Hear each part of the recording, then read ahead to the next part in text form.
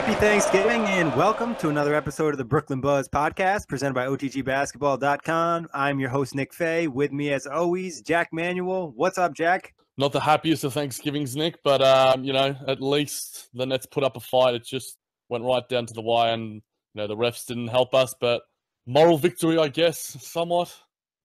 Yeah, the Nets had a little bit of a Thanksgiving hangover. Black Friday loss to the Blazers. Jack and I just watched it. Noon start today.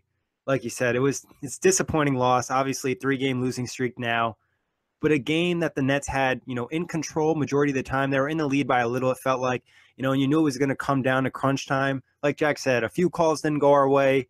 We couldn't get any buckets late, and a couple turnovers really hurt us. Yeah, the turnovers. I think in general we've been taking the care of the ball really well lately, Nick. I think that was one thing we mentioned in our earlier pods that we've got to tighten up on, and I think we have. I think having Spencer Dinwiddie run the ship tonight, I think he had 1 or 0 turnovers. Let me just take a look at the box score. He had 0 turnovers, which is again amazing, insane, and six assists as usual, leading the way there. And he had a couple of looks down the stretch that looked like they were there, but it just it was like an inch off that last sort of 3-point shot, which is sort of come his patented move.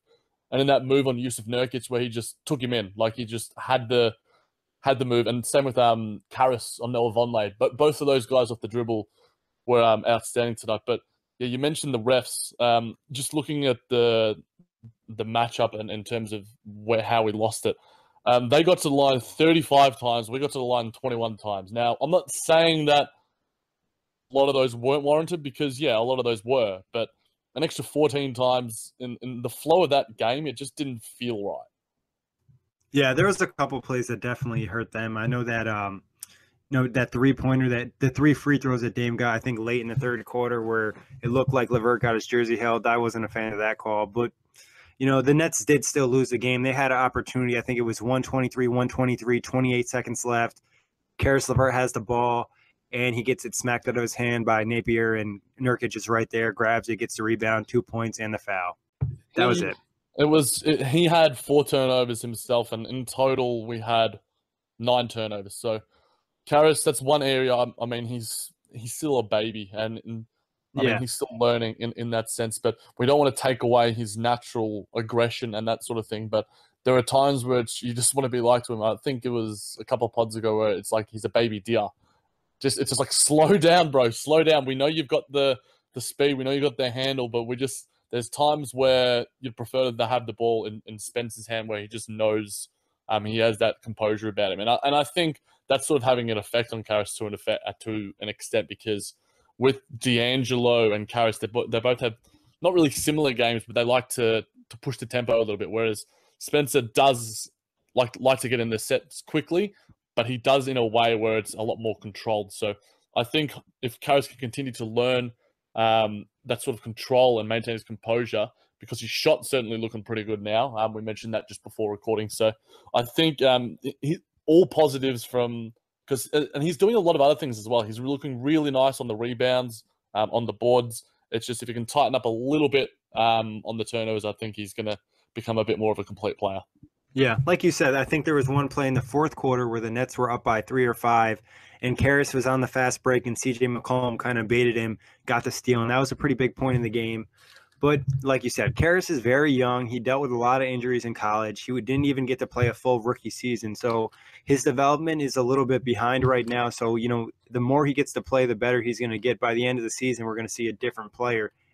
And like you said, he's contributing not only, running the show a little bit when Spencer takes a break, but scoring, jump shots looking better. Defensively, he's really stepped up, I think. And like you said, a few more rebounds a game is definitely helping out, especially when we play small. Yeah, definitely. And those small lineups are really benefiting us. Mozgov not getting any minutes today. Quincy Acey. Love it. It's working, Nick. It's working. And our boy Jared Allen, who we haven't mentioned yet, had his highest minutes per game. He had his highest shots per game. His highest rebounds per game. Had a couple of steals in there as well. He looked really active, and it was nice to sort of see him there down the stretch, because I think that's going to benefit him, because he is our best center. Like, there's no disputing that. Tyler Zeller may start. Mozgov has started in probably 8 to 10 games as well this season. But right now he's our best center. He's our best screener. I really like how he creates space for our guards, and how he rolls. His hands are still a little bit shaky at times. When he clunks it, or like he has so sticky hands, he looks really good. His offensive rebounding tonight was awesome.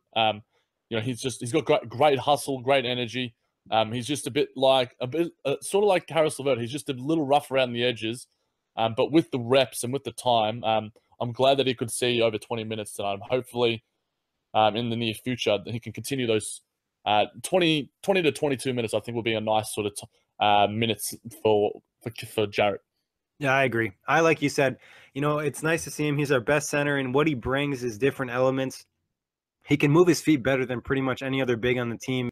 Down definitely has a great shot blocking ability. And like you said, when he rolls to the rim, the opponents actually have to respect him because he can finish up top. I think one thing I saw today, as well as he played, he did have some, errors. But I think as the chemistry improves, we're going to see a lot more alley-oops because there was a lot more times where if they threw the ball above the rim to him, it would have been an easier finish than him catching it and trying to go up underneath. Yeah, and I think Spencer always looks for his bigs. That's one thing that they have pretty good chemistry early on. Yeah, and that's one thing that I think is really going to be really nice. And I think if Caris can develop that, and imagine if we had D'Angelo right now, D'Angelo and Jarrett, there's a really nice young core. None of those guys are over like 23, 24 years old. So if we can maintain the semblance of those sort of guards and Jarrett, and get another draft pick this year, next year we got our own pick back. Nick, and because the system itself that Coach Kenny has instilled, it allows anyone to thrive. DeMarre Carroll, I just marvel at the leadership that he has on the floor and the composure that he has on the floor. Coach Kenny, I think, brought him in the final few minutes, taking out Rondo, just because he could see that we needed a three-pointer, we needed a big sort of play there, and it didn't happen. But DeMarre was the one who has that experience down the stretches.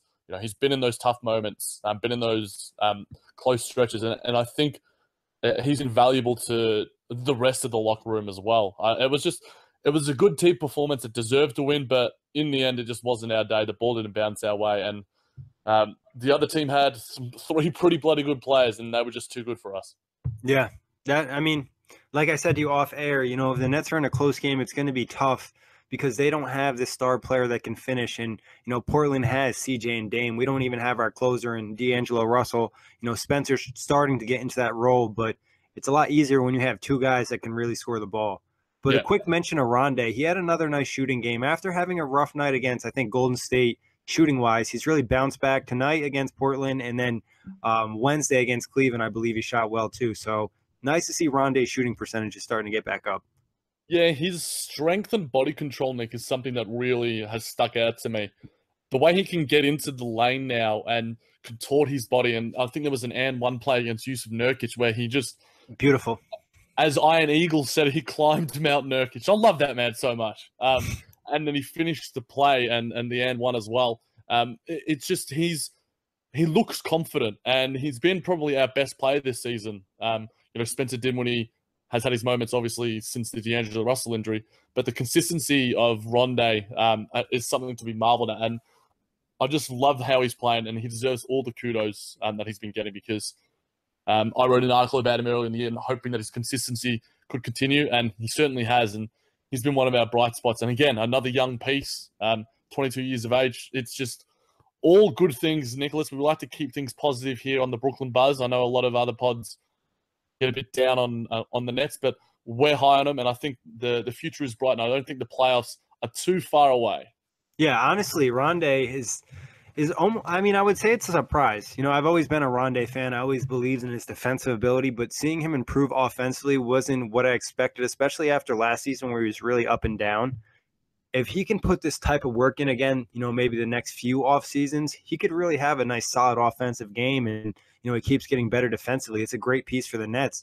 Looking across the board, they definitely, like you said, have some better young pieces than we thought moving into the season. Yeah. Rondé Hollis-Jefferson, Spencer Dinwiddie, Caris LeVert, D'Angelo Russell, Jared Allen, even a guy like Joe Harris isn't very old, Alan Crabb. There's a lot of talent that can still be developed out of these guys. Definitely, and I think the thing is, Nick, as well, if those guys are playing well, if there comes a time where the Nets want to make a trade and those guys have some value, it's only going to benefit us.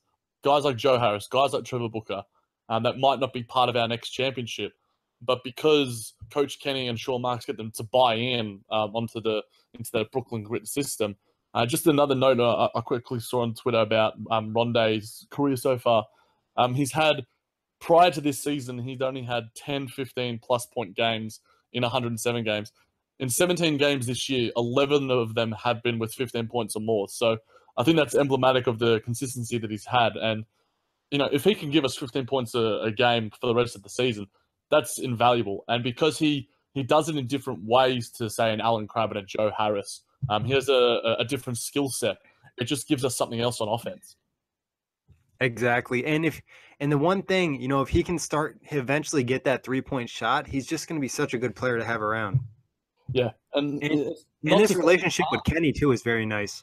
Yeah, I think it was off one of his and1 plays, or they were going into a timeout, and Coach Kenny went up to him, had a bit of a smile on his face, and Rondae had a smile on his face as well. So he does great things, Coach Kenny, and he brings out, he's certainly bringing out the best of some of our guys. Like Joe, I mentioned last week how the Cavs could use Joe Harris. I'm on a bandwagon, Nick. I'm going to start the trend of getting Joe Harris in a 3-point contest. I'm going to tweet literally after every single Nets game. I'm going to look at his box score. I think a couple of nights ago it was 5 of 8 from 3 against the Cavs. He was 4 of 7 tonight. So I'm going to keep on tweeting. I'm going to keep on highlighting how good he is until Joe Harris gets the respect that he deserves and he gets into that 3-point contest. I mean, Alan Crabb might be a better, sexier pick, but I'm all in on Joe. Honestly, Joe Harris has been – we mentioned him on the preseason pod. Before the season started, he had a really nice preseason. I like not only his jumper, but the energy, the toughness he plays with.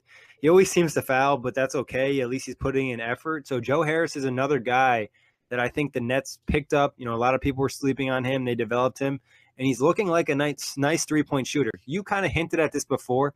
People have mentioned this in, Nets Twitter world. Would you be interested in trading Joe Harris, or is this somebody you think the Nets should hold on to? Look, with what he's got right now, Nick, it'd be hard to get rid of him because, for me, he's our best 3-point shooter. Alan Crabb has probably, a bit better reach and in terms of length and stuff. But tonight, Joe Harris had like the 2 buckets in a row that were just absolutely money. And every time you see it, you expect it to go in. He's just lights out from there. It's tough. If we can get a decent pick out of it, absolutely. But if it's just for maybe a high second rounder or, a couple of other lesser assets, I don't see why we don't keep Harris. You mentioned his age. He's only 26. So and he's peaking right now. And for a guy of his age, you look at a guy like Kyle Korver, who has a similar skill set in terms of, but I think Harris is developing a really nice passing game as well. Kyle Korver is like 35 right now, and he's probably been the Cavs' 3rd, 4th best player on their roster. So I'd rather keep a guy like a Joe Harris, and because you know what you're going to get. He's confident in our system, whereas if we bring in someone new and it ruins the chemistry a little bit, it's about weighing it up, the pros and cons, Nick, I think. Yeah, I think the fact is you're not going to get a ton of value for him. And like you said, a guy like Kyle Korver, 36-year-old, he's still playing well. And I think Joe Harris is a perfect fit for the system. And I don't think he's somebody you're ever going to really have to keep pay a lot of money. So I would keep him, like you said, unless it's a nice asset. The second rounder, I don't think is worth it because you need that shooting for Kenny's system to work efficiently. And right now they could probably get him on a nice contract too. So like you said, if it's a good deal, take it. But if not, we need shooting in the system for it to work. Definitely. And just quick mention on his passing. He's dished out 4 assists in each of his last 2 games. I think he had 5 tonight. And he's only done that twice in the first 123 games of his career. So I think him and the rest of our offense are really starting to sort of click a little bit. We sort of mentioned earlier in the season how we'd have moments where it looked like it was okay, but it was spurts. Tonight, we looked pretty good from the get-go. There were just moments where Portland were just too good because they had too much talent on the floor. But our system right now, in terms of our team playing, getting everyone involved, our passing, I think that's probably been highlighted by the fact that Spencer Dinwiddie's been running the show because he just gets everyone in rhythm, gets everyone touches, as does Coach Atkinson's system. So I think our offense is looking good. I think having Jarrett Allen play some extra minutes like we saw tonight is going to help us on the defensive end. Like we mentioned, he's raw.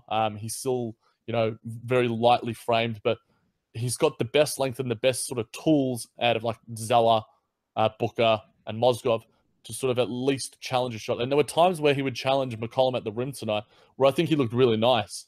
He altered shots, whereas I don't think Zeller has the activity on that end, and he would almost let guys blow by him, similar to Mozgov. So there are signs, and I think early in the season, Nick, we're starting to get things rolling, and we might not be winning a heap of games, but we're certainly playing well. Yeah, and like we said, this is a tough stretch right here that we're in. And we just faced, two of the best teams in the league in Cleveland and Golden State early this week. And to kind of hint at our offense, you mentioned it, it's starting to click. We were in good close games with Cleveland and Golden State. Golden State obviously was the comeback. Cleveland was more of that close game. LeBron took over. So, and then tonight, CJ and Dame and Nurkic taking over. The lack of stars really hurt the Nets, but you can see a lot of positives. What would you say stands out from the positive side the most about this 3-game losing streak? Probably the one thing for me, Nick, is the 3-point shot. It's really starting to fall. Tonight we were 40% from there. We didn't really force it either. We weren't jacking up like 35 Houston-like shots. We weren't heaving it. I think the 3-point shot is starting to fall, and I think we're taking the right shots and we're making the right plays. We look good around the rim as well. So I think in terms of our scoring, that's where we look really good. We've had, I think in all of those games against Golden State, Cleveland obviously have one of the worst defenses in the league, but Golden State have a famed defense. We're able to score above 100, and I think they were mentioning on the broadcast, I'm pretty sure it's probably Iron Eagle, the fact that they've held the Trailblazers, I think, number 2 in defensive rating, and they've held teams to like under 100 for, I think, about 7 or 8 games this year, which is saying something. And I think the Nets offense right now is just, it's hitting all gears, and it's really, really beautiful to watch. We're a really fun team to watch. And if for those that are non-Nets fans, definitely check us out on League Pass, because we're one of those teams that are just really fun, play really good basketball. Yeah, and like you said, the 3-point shooting not only is fun, but it allows you to stay in games against better teams. And I've said that before on the pod. Having a guy like an Allen Crabbe or a Joe Harris, like you talked about, these are guys that can shoot and make 4 or 5 threes in one night, and that's going to make a big difference in every night basis. And you're going to steal a few games here and there. Yeah, and I mean, 125 to 127. There were times where it was a back and forth. That third quarter, there was 80 points, 41 to the Blazers, 39 to us. And in that last quarter, almost 70 points, 68. So it's always it's all out offense a lot of the time with the Nets, and I'm pretty sure we still have the number 1 pace in the NBA, even with D'Lo out. So that's always going to be back and forth. It'll be interesting when we do come up against the Rockets, whether it's going to be like a sort of symptomatic of what happened in that Pacers game, whether it's going to be like 140 to 150. I'm sure we'll put up more of a fight than the Suns, despite the fact that our defense isn't our number 1 asset. But it's going to be fun to watch these Nets grow, because it's still early in the season, 18 games in. We've had a couple of really nice wins, a couple of tough losses. But there haven't really been, apart from, for me, that Knicks game was probably our worst performance of the year. And other than that, there haven't been really many horrible things, many bad stretches of play. Yeah, I mean, even the Warriors game where that looked like it was going to be a terrible game, they came back and almost won that game. Yeah. So, I mean, a lot of credit to the Nets. And if you told me going into the season, they're going to lose Jeremy Lin and D'Angelo Russell in the first month of the season, or first 2 months of the season, I would have been like, "Are you serious? Like, we're gonna win 2 games." Exactly. Well, we won 20 games last year without Jeremy Lin for a lot of the season. We still had Brook Lopez. Right now, we have, who would have thought that Spencer Dinwiddie would become the star of the show? And I was mentioning on our last JBT pod to Nick, and he eventually turned it into a Wizards conversation. But before that, you take John Wall out of the equation. You take, they're 2 point guards. You take any 2 point guards off any of the best teams, and you put the third stringer in. Like, what's going to happen? Us against the Jazz the other night when it was, I can't remember what his name was, Neto. When he's Neto. Sort of running, when he's running the show without Dante X and Ricky Rubio out there, they looked very poor. Donovan Mitchell was sort of running things out there, but for us, we seem to have some nice depth. And Kilpatrick probably had his best game of the season. I like his mentality. I like the fact that whether it's the culture that's been created by the Nets. The fact that, even if you get a DNP or whatever it is, you don't sulk. When you're out there, you give good energy, you give good hustle. And he just made some nice plays tonight. He made some good passes.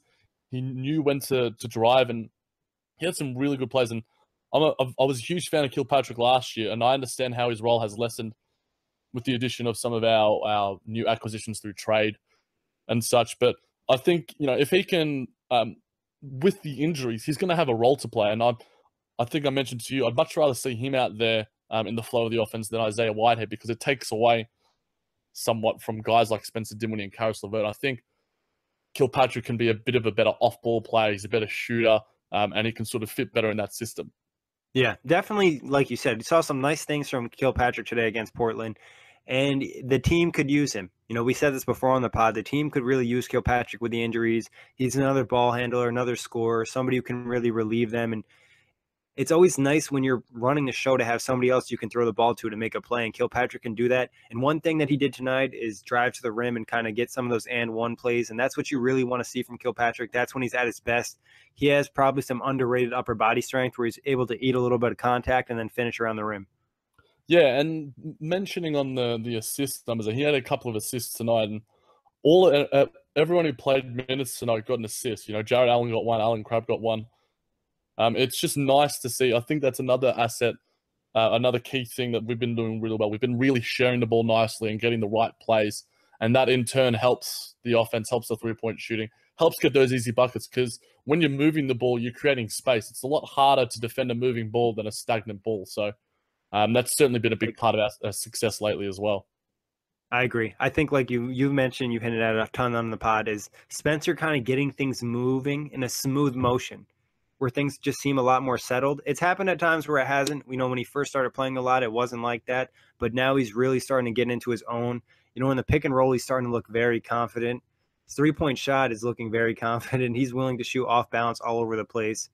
But moving on from the Portland game, quick reminder, you can always listen to the Brooklyn Buzz podcast on iTunes, Block Talk Radio, YouTube, and OTTbasketball.com. But talking about the other two losses we had against Cleveland and Golden State, what sticks out most to you about those games, other than Golden State being ridiculously good and LeBron James being amazing? I think those are the two things I was going to say, Nick. I'm not really sure, because as we hinted at throughout the pod, that we're playing decent basketball. There's nothing wrong with what we're doing. There's just the talent. You mentioned off air that the fact that it's hard to defend such guys, and we'd rather have Kyle Korver or Dwayne Wade or Andre Iguodala or Sean Livingston beat us. But at times, those stars, they just step up. Stephen Curry is an otherworldly player. LeBron James had like 23 points in that last quarter. Sometimes you just, no team can defend that, let alone the Nets, who I think are around. Surprisingly, I think we're only about 24th or 25th. So for me, that was a nice little surprise. But yeah, it's just, we go on runs, and I think with maturity, you'd be encouraged by this. And I think one thing is, me and you, we aren't as down on the fact when we have those losses, because we know it's a hashtag process. But a lot of other Nets fans can get really, really down about it. And I don't understand it, because we're not expected to get a heap of wins. It's not about, getting the W. For me, it's about how we play, how we see development in the players, how we see development in the system.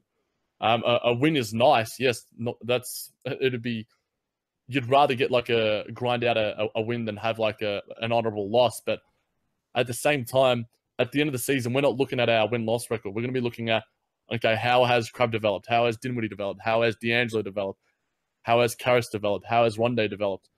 And right now, those signs look good. And for me, they're always showing there's always something to take away from these games against Cleveland, against Golden State, whether it's Joe Harris having a revenge game against his former team, or whether it's Rondé, scoring 20 points and a half against the Cavs, or whether it's, Spencer Dinwiddie's matching up head-to-head with one of the best point guards of all time, best shooting point guard of all time, that's for sure, in Stephen Curry. There's always something to take from a game that's a positive, Nick, but there's always areas where we can improve, whether it's rebounding or whether it's defense. But at the end of the day, the teams are just better than us. They just have much more quality, And we're not in that bottom bracket of like Hawks, Bulls. I think we're in that sort of like second tier where the sort of the Lakers and other sort of teams are in that sort of area. But right now we have no reason to tank because we don't have our pick this year. But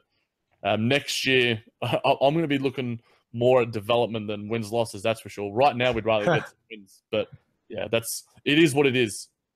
Yeah, exactly like you said. I mean, for the pessimistic Nets fans, like the fact that D'Angelo and Lin are both out right now, I think you can't really expect much win-wise. So, like you said, the process of developing players, you want to see LeVert, you want to see Allen. Look at Dinwiddie. Look at how much better he's already gotten in the season so far. And somebody even like Allen, you can see the progress and, the future of him. So, there obviously it sucks to lose games, but 6 wins isn't terrible. It could be a lot worse. Yeah, it could be much worse. And, Allen, we have a couple winnable games coming up too. So I mean, like we mentioned on the last pod, this is a pretty tough stretch. Playing Golden State, Cleveland, Portland, Memphis, Houston is not really a fun stretch. Luckily, Memphis is banged up, so maybe the Nets can catch a break there. Yeah, and I think the thing you mentioned there, Nick, when you go on those those tough runs against some of the upper echelon teams, if you can still play good basketball, you can take confidence out of that leading into the more winnable games, and that leads you into. If you have that form, you bring it into a game that's much more winnable, and hopefully that's sustained and can help you get the wins when they're expected, like teams like Memphis. I would back us in if all things considered and all things go our way. Marc Gasol is certainly going to be a handful, but if I have Jared Allen out there, I'd rather have him out there than Zeller against him. But and speaking of Allen, his plus minus lately has been by far the best in the team. He's just very, very good when it comes to like active defensive hands and just altering shots. And his length is just otherworldly. And he has one of the best afros in the NBA since, I don't know, the 1970s maybe. Yeah, I think Allen's quickness is super apparent on the floor. His length, just when he's out there, you can already tell the difference between the other guys. And I don't think it's necessarily because he's amazing and he's, the best player ever, but I think it's just because Mozgov is so slow, Zeller is so slow. They're big guys, but they just don't move well. You see a springiness to Allen. Yeah, they don't fit today's modern NBA, Nick. There's not every team can just lug a Zaza Pachulia around. When we don't have that luxury, we'd rather have developed the talent that is burgeoning within Jared Allen. And I think the thing that he did for Thanksgiving as well was just it warms your heart. Showing the kids how to budget and then shopping with them. I love this Nets team. I love Jared Allen. I wish he was my son. It's just so many great things to like about this Nets team, despite the fact that we're not getting the W's. We remain positive. Yeah, I mean, and it's amazing to see from Jared Allen at such a young age, to do things like that. It's just great to see. It's nice when your team wins and like good things happen on the court, but it's also good when you follow a team and you see the players, do good things for the community. Absolutely, and the NBA is all for that. And the fact that it's happening for a guy, and even early in the season, I think Jared Allen was giving out like free haircuts and stuff. We've got ourselves a keeper there, Nick, and I think his game it's leaps and bounds. He's got the phenomenal wingspan. He's going to be special. Yeah, he just needs that size. But let's move on to some Thanksgiving segments. Obviously yesterday was Thanksgiving, like we said. Happy Thanksgiving to everybody who's listening. But Jack, I need to know, what is your favorite Thanksgiving food? I'm all about This is tough. I was going to say I'm all about the turkey, but then I think, do condiments count, Nick? Let's talk. We're talking gravy? We're talking gravy here, my friend. I'm all about gravy on whether it's Thanksgiving or not. It enhances every single thing. It just makes everything better. Like you put it on mashed potatoes, you put it on turkey. If the turkey's dry, put a little gravy on it. If the mashed potatoes are a little lumpy, put some gravy on it. It just makes it better. I could drink gravy. My arteries would probably be filled with it. I'd get probably high cholesterol through the roof, but I'm a pretty lean guy right now. I can indulge a couple of times a year, and gravy is one of my vices. I think tomorrow my girlfriend and a couple of her friends are coming over because during the week they got a bit busy. So we're having our belated Thanksgiving dinner, and she is a marvelous cook, and she doesn't mean gravy. So I'm excited about it, Nick. There you go, Jack. Have you ever had disco fries? Disco fries. Explain to me, my friend. It sounds like a relatively new concept to a foreigner. What is Okay, involved with disco fries? it's a popular diner food. French fries, cheese on top, and then gravy on top. Oh, so it's like poutine. Don't know what that is, but sure. So you're obviously an American. You're not a Canadian. Have you been to Canada, Nick? I have been to Canada on multiple occasions, but not recently. That was younger. Maybe you were too young to have to indulge in poutine. It's poutine is literally my favorite thing ever. So disco fries, poutine, call it what you want. If it's got gravy, if it's got fries, if it's got cheese, it's gonna taste good no matter what. Probably. For me though, this is the tough one. You got a turkey. I got it. I really was. My mom made some really good stuffing yesterday, so that might have like biased me a little bit. I'm not usually a huge stuffing guy, but that was really good. I think I might go with the sweet potatoes and marshmallows. You ever have that? I have. I have. I'm intrigued by how Americans make their food, and it's a part of the reason why I'm so enamored with the culture. It's part of the reason why I have so many American comrades and why I got on board with OTG, because I'm all about the culture. But marshmallows for me, there's something about it that almost takes it a bit too far. It's not my taste, and I'm all about the sweets, Nick. You give me some nice pumpkin pie, pecan pie with a nice dollop of whipped cream, then I'm all about it. But there's something about the texture of marshmallows, and if I don't know if marshmallows can be watered down, or you get like low sugar, low cal marshmallows that might fit a bit better, because the sweet mashed potatoes, they're healthy as shit. They're one of the healthiest vegetables out there. But you add in the marshmallows, it's counterbalancing all the nutrients that you want to get. But it's a holiday. You got to get fat. Oh, you got to get fat. In fact, I'm going to be surprised if there's a few NBA players going into the next few games aren't holding a few kilos, and they don't disregard their vegan diets for a little bit just to have some turkey with the family. But I wonder what Kyrie Irving's going to be having for Thanksgiving with his vegan diet and his. I don't know what he would be. He'd be having like Brussels sweet potatoes. Yeah, he won't have the marshmallows though. I don't think, Nick. I think they're probably not. They're not woke enough for him, I don't think. All right, Jack. All right, who in the Nets organization are you most thankful for? This could be anybody from GM to 15th player on the bench. Look, there's so much to be thankful for with the Nets, Nicholas. Only one guy, though. Only one guy. I'm going with the man himself, Sean Marks. The man who has transformed us from a basket case from a laughing stock into probably a somewhat relevant team in today's NBA, and in the space of a year or two. He is from my neck of the woods down in New Zealand, just across the river. I don't think it's a river, but across the water, whatever you want to call it.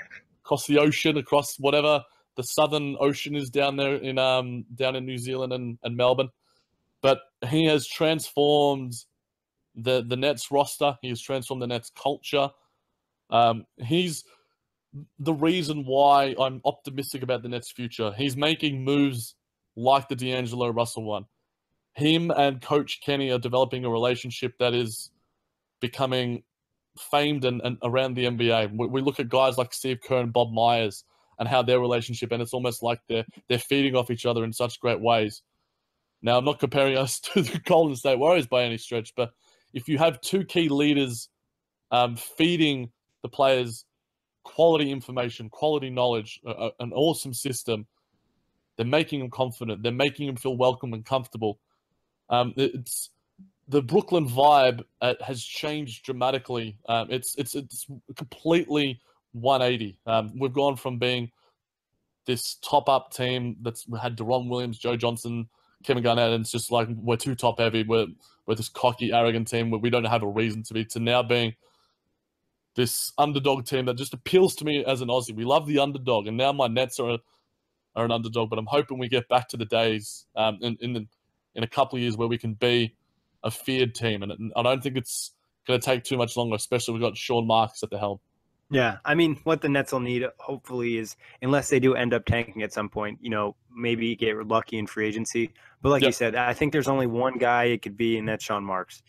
the minute he took over for the Nets, like honestly, you don't understand how nervous I was when Mikhail Prokhorov came out and was like, "Oh, I don't know who Sean Marks is," like, and saying that before they hired him, and I was like, "Oh my god, he just pissed off this fucking dude who's gonna come here and save the Nets." Like, are you serious, dude? Like, come on, bro. Like, I know you're a billionaire, but come on, don't do that. And then luckily, Sean Marks still comes and everything works out. And from the minute he came, he, like you said, he just transformed the culture. And people always say culture is overrated.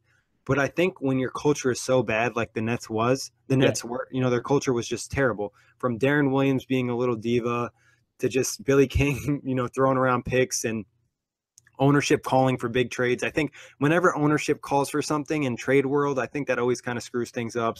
So I think, him coming here, taking control, changing everything, making it about basketball and doing things the right way on and off the court really changed the Nets and how they're perceived in the NBA. Like you said, they went from the laughing stock of the league. Like, it was hard to be a Nets fan, especially, running OTG. And, one of my new writers is like, "Oh, what squad do you like?" "Oh, I like the Nets." Like, they That's don't how even we bonded, Nicholas. That's how we bonded. This wouldn't be a thing if it wasn't for our Nets love. Yeah, so it does bring good things like Jack, but they were just like, this dude likes the Nets. Like, can I really trust him? And I was like, oh fuck, But now with Sean Marks, they do things right. Things are respectable. Like you said, I mean, to be honest, he probably sped up the Nets process times two. Yeah. Like, Karis LeVert was a spot on pick. Jared Allen looks like a great pick. Getting D'Angelo Russell, who essentially is, A top five, even if you want to say he hasn't been that great, which I would disagree with, he'd be a top 10 pick in, any of the last 3 drafts. So getting him, and possibly, this year they already have a pick. They don't have a lottery pick. And then moving forward, things aren't looking too bad. And like you kind of hinted at before, they're developing a lot of these young guys. You can only play 5 guys at a time. So at some point, they're going to be able to move some of these guys because they're actually going to have depth across the board and pick up another player or pick up another asset where they can make a big move. Like, when was the last time we heard the Nets involved in a trade? Like, at some point in the next few years, the Nets actually might be able to communicate with someone about a trade, actually having picks and players, young players. Yeah, it's going to be scary to see, because if this is what Sean Marks can do with the bare minimum, imagine what he can do when we finally have assets, when we finally have quality, and he's the reason why the players are becoming assets. He's the reason why players are going to want to come to Brooklyn. Was excited about his role coming into the season. Why D'Lo was all in on Brooklyn We Go Hard. It wouldn't be a thing if we didn't have Sean Marks and Kenny Atkinson. That relationship is just something to behold, and I will be thankful for it for many years to come. And I think I like it even more than I like gravy, Nick. Yeah, oh, that's big. That's big. And Kenny would obviously get some love here, but Kenny wouldn't be here without Sean Marks, because I don't think they would have went with that choice. I know Marks and Kenny didn't have an amazing relationship before they came to this job, but they did know each other and have somewhat of a relationship. So I think the fact that kind of happened, I think Kenny obviously being here is allowing us to develop players at a great rate. Somebody like Spencer Dinwiddie, somebody like Joe Harris, who possibly could have bounced around the league, bounced around the G League for 5 years and never really had a nice job in the NBA, just because it's all about fits and coaching staff. So I think I can't complain about where the Nets are at right now compared to their situation when, at the moment where they cut Darren Williams and the team was, in a terrible place where they didn't have a good player other than Joe Johnson and Brooke, and they had no picks and no assets. Yeah, the highlight there was when Jay-Z would ever appear at a game. But pretty much. Mentioning ownership, Nick, we haven't really chatted about the whole Joseph Tsai acquisition of the team. Oh yeah, we have not. That is pretty big. It's massive news, and for those that don't know, Joseph Tsai is, I think he's a Taiwanese billionaire, and he owns basically an Asian sort of version of Amazon. Like, it's their sort of huge conglomerate, and he's one of the richest people in Asia. And I think Mikhail Prokhorov is having his cake and eating it too, because he's not selling the entire team; he's selling a stake of it, so he can still have like somewhat of an input. But I think it's going to have an effect on our presence in Asia, and I think it's going to have an effect on Jeremy Lin as well in terms of his contract as well. So I think there'll certainly be keep an eye out on that one and how things play out in terms of whether Jeremy Lin is traded or whether he's moved. But I think he's likely to re-sign and opt into next year because the presence that Jeremy Lin has internationally, he's one of the, like, he's not on the Kobe level, but he is probably one of the most famous international players, despite the fact that he's not like, Giannis, but he just has that presence. And, if the Nets are looking to expand into international markets, having a guy like Jeremy Lin just really reaches that fan base. And you even look, going to you see the fan base at Barclays Center. Great for expanding to wider reaches because the NBA is becoming a global product. And I think this may help us. But at the same time, I'm hoping, I don't think he's said anything right now about, Sean Marks and Coach Kenny. But if ownership is best when it plays a back role. Like they're not there, they're not in the middle of moves like Prokhorov was for us like a few years ago when he's like, we need to win a championship within the next 4 years. And it's just like, dude, like there's the Miami Heat right now. LeBron James has been to like a billion finals. Like, do you Unless really you're getting LeBron James, don't say that. Exactly. Like it's right before the season, everyone's like, oh, LeBron will slow down. It was like, no, right now he's 33. He's playing the most minutes in the league, yet he's still like an absolute monster and is still probably top 2, top 3 in the MVP conversation. So for the Nets to build slowly, I'm pretty sure Joseph Tsai will be all about that in and making huge changes. But hopefully, the influence isn't felt by the playing roster and doesn't have a negative effect. But I can't see it happening. What do you think? Yeah, I don't think it will. Prokhorov, like you said, still has majority. Tsai will come in, and I think he'll have a great input because obviously, like you said, he's a billionaire. He seems like a very intelligent guy who will help the Nets, I think, analytically in some different ways that you might not expect because I think he'll have some good input. And you mentioned the Jeremy Lin thing. That's definitely an interesting thing. I mean, regardless, I think as soon as he, injured his patella tendon, I think he was going to opt in. More likely he opts in now. The only other possibility I could see if the team wanted to invest in him long term and they offered him a longer deal but for less money yearly would be something, maybe a possibility if they're really looking to go all in for, the Asian market, like you mentioned, one of the biggest markets out there, which could really help the Nets who do struggle, with attendance and merchandise. They need to pick that up. And that's another area I think Nets Daily talked about it, Tsai coming in, and he could really kind of have an input in helping the Nets be better in different ways that you wouldn't necessarily expect out of an owner. Yeah, marketing wise, and in terms of, I'm not hugely knowledgeable about Mikhail Prokhorov's past, but the fact that Joseph Tsai is a famed businessman in Taiwan and Canada and currently residing in Hong Kong, his net worth is almost $10 billion. I like that thought you had about the fact that he could, give us some different takes, rejuvenate the sort of fan base in a way that could be really positive because, you want to bring in all kinds of fans, whether it's guys like me and you who are in our mid-20s or if it's, the families or whether it's, the old school New Jersey fans. You want to build something that allows everyone to sort of embrace the Brooklyn Nets. And I think having a guy like Joseph Tsai on board, I think, an intelligent guy, he's of a Yale University alma mater. So he's a smart dude, as you mentioned, Nick. So I'm hoping he has a positive influence, but we'll certainly, you'll hear all of that here on Brooklyn Buzz because we'll be watching that space very keenly. Exactly. And one thing for the Nets too, in terms of merchandise and, getting bigger fan base, obviously it has to happen on the court too. They have to have success. They need to get, D'Angelo needs to become that star player and they need to win. But the one thing I think fans can appreciate, I know myself being a Nets fan for quite some time, this team plays extremely hard. I can enjoy watching that. They put a lot of effort out there. There were some stretches where they weren't amazing, but you can see, that when they were down 28 to Golden State, it would have been real easy to just lose by 20 that game. But to get it down to 5, I think says something about the Nets. Yeah, and then it's almost like I see an element of the Memphis Grizzlies in the Nets right now. Like New York, the Knicks are always going to be the franchise in New York, especially now with a guy like Kristaps who is, otherworldly in his talents. But we can be that team, I think, that has sustained success over time because our ownership, our front office is stable. The stability is going to hopefully pertain over a number of years, hopefully even, decades. You look at guys like Daryl Morey, Danny Ainge, these sort of guys, they're comfortable in their positions and they can make those moves because ownership backs them and they let them do their job. That couldn't be said of Billy King a few years ago, as he was always pressure. He always felt the pressure from Mikhail Prokhorov. I think it's a bad rap sometimes, but obviously you're the one that's in charge of making those moves. So at the end of the day, you have to bear the brunt of the criticism. But I think the stability that the Nets have had, as you mentioned, Nick, and has reflected on the court in terms of how we're playing. Continue that if Sean Marks, Coach Atkinson can maintain the semblance of running the basketball side of things.